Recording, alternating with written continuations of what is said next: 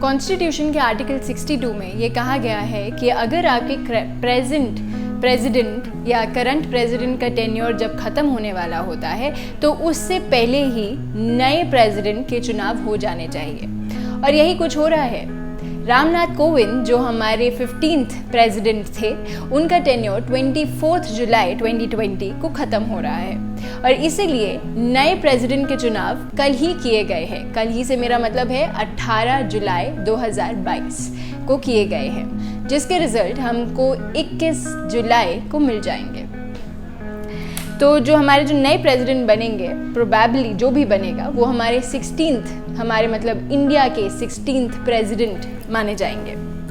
अब जैसे कि आप सब जानते हैं कि एनडीए ने द्रौपदी मुर्मू को as a presidential candidate nominate किया है, वहीं ऑपोजिशन पार्टीज ने यशवंत सिन्हा को नॉमिनेट किया है।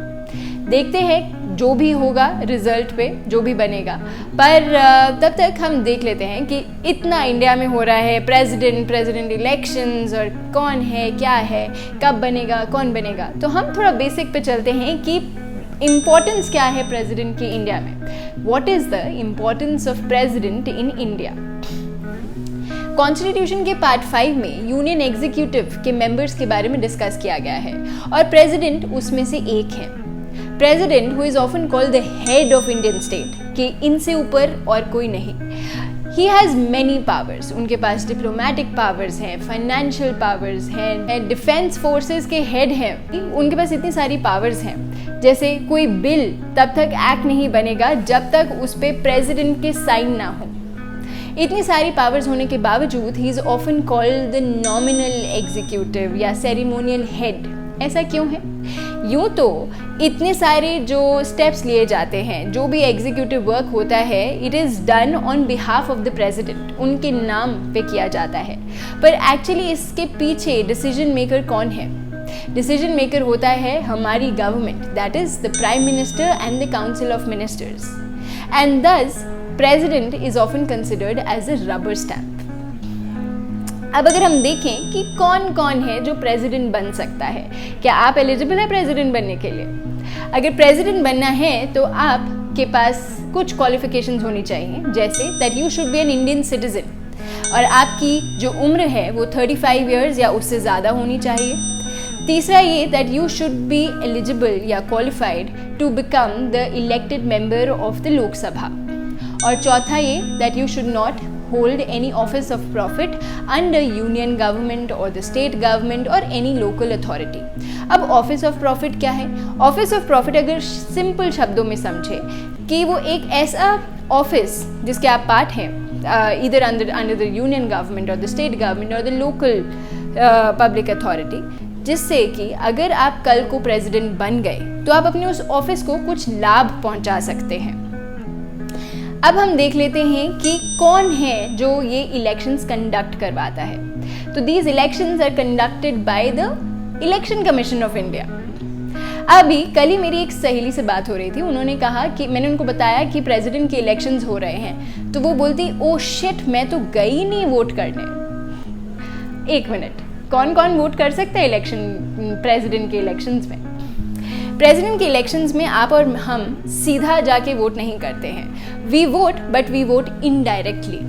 हमने जिनको इलेक्ट करके अपने पार्लियामेंट हाउसेज में भेज रखा है वो जाके वोट करते हैं। तो कुछ पॉइंट्स मैं आपको बताती हूँ कि elected members of the parliament, that is the Lok Sabha and the Rajya Sabha, इनके जो इलेक्टेड मेंबर्स हैं वो वोट करते हैं। Elected members of the legislative assemblies of the state and elected members of the legislative assemblies of the union territories। और ये सिर्फ 2 unit territories है, दिल्ली एंड पुडुचेरी। तो इसके साथ ही आ जाता है कि कौन नहीं वोट करता है। कौन नहीं वोट करता है उनमें आ जाते हैं nominated members of the Rajya Sabha and the Lok Sabha, nominated members of the state legislative assemblies and the members of the state legislative council। आता है question that how are these elections conducted? कैसे होता है कि यहाँ पे भी वो EVM मशीन्स होती हैं जहाँ पे वो इलेक्ट्रिकली एक इलेक्ट्रॉनिक डिवाइस होता है, आप जाके ऐसे बटन दबाते हैं and then the image of that candidate appears in front of you. ऐसा कुछ है या कुछ और है?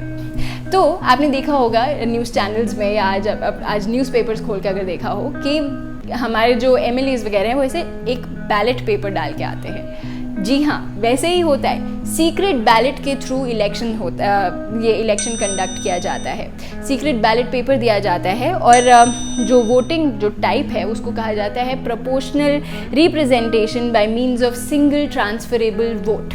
इसका मतलब जो हर एक मेंबर को एक बैलेट पेपर दिया जाता है और उस बैलेट पेपर पे कैंडिडेट का नाम लिखा होता है और दूसरी तरफ उनके सामने एक बॉक्स बना होता है जिस पे वो अपनी प्रेफरेंसेस लिखते हैं। जैसे कि अगर कोई द्रौपदी मुर्मू को बनाना चाहता है तो उस पर फर्स्ट प्रेफरेंस डालेगा, दूसरा वो उसकी प्रेफरेंस अगर यशवंत सिन्हा है तो उसके आगे वो नाम के आगे वो सेकंड नंबर डालेंगे एंड सो ऑन। और जिसको सबसे ज़्यादा प्रेफरेंस मिलेगी उसको प्रेसिडेंट ऑफ इंडिया घोषित कर दिया जाएगा। अब अगर देख लेते हैं कभी कोई डाउट्स आ जाए, कभी लड़ाई हो जाए कि तुमने चीटिंग करी है, जैसे हमारे इलेक्शंस में होता है। यूजुअली ऐसे बड़े इलेक्शंस में ऐसे डाउट्स क्रिएट नहीं होते हैं, पर अगर कभी ऐसा कुछ हो जाए तो इसका सॉल्यूशन किसके पास हम देखने जाएंगे? कौन करेगा इसका समाधान? Election commission of India? No, इसका समाधान हम ढूंढने जाएंगे सुप्रीम कोर्ट के पास। सुप्रीम कोर्ट अपना डिसीजन देगी और जो वो डिसीजन देगी वो फाइनल होगा। अब माना जा रहा है क्योंकि बीजेपी का जो कैंडिडेट है, जो एनडीए की जो कैंडिडेट है द्रौपदी मुर्मू, हो सकता है उनके थोड़े से ज़्यादा चांसेस हैं इस बारी प्रेसिडेंट बनने की। अगर द्रौपदी मुर्मू नेक्स्ट प्रेसिडेंट बनी इंडिया की तो then she will be the first tribal women to become the president of India. अभी तक कोई भी ट्राइब का कोई भी मेंबर प्रेसिडेंट की पोजीशन तक नहीं पहुंचा है। वो इससे पहले वो झारखंड की गवर्नर रह चुकी हैं 2015 से 2021 तक। अगर इनकी हम पर्सनल लाइफ देखें तो then she belongs to a Santhal tribe और इनके जो फादर हैं या ग्रैंडफादर हैं वो दोनों ही पंचायत के सरपंच रह चुके हैं अपने टाइम पे। She got married to a banker who died in 2014 and through this marriage she also got 2 sons. Unfortunately they also died and now she is left with a daughter. अगर इनकी पॉलिटिकल करियर की शुरुआत देखें तो वो हुई 1997 में when she joined BJP। उसके बाद इन्होंने कई पॉलिटिकल स्फीयर्स में कदम रखा।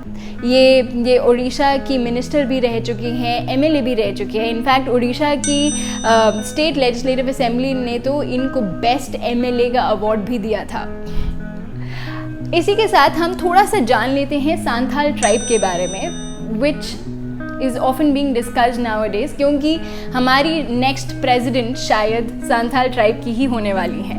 तो सांथाल ट्राइब के अगर बारे में जानें तो सांथाल ट्राइब इज़ डिस्ट्रीब्यूटेड या you can mainly find this tribe in the areas of Orissa, west Bengal and Jharkhand. ये जो ट्राइब है Santhal tribe is also the third largest tribe, India की थर्ड लार्जेस्ट ट्राइब है after Gond and Bhil.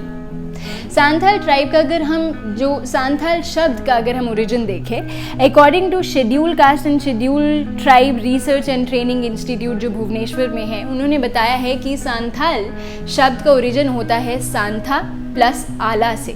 सांथा means काम या पीस, आला means man. तो आप कह सकते हैं कि सांथाल एक बहुत ही पीस लविंग कम्युनिटी है।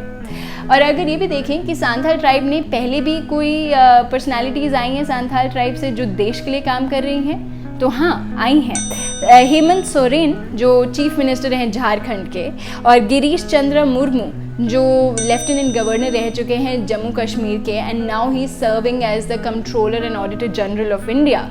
ये सब सांथाल ट्राइब से ही आए हैं एंड पॉसिबली अब हमें सांथाल ट्राइब से इंडिया की फर्स्ट ट्राइबल वुमेन प्रेसिडेंट मिलने वाली है। I hope you enjoyed this video and you found it interesting and informative.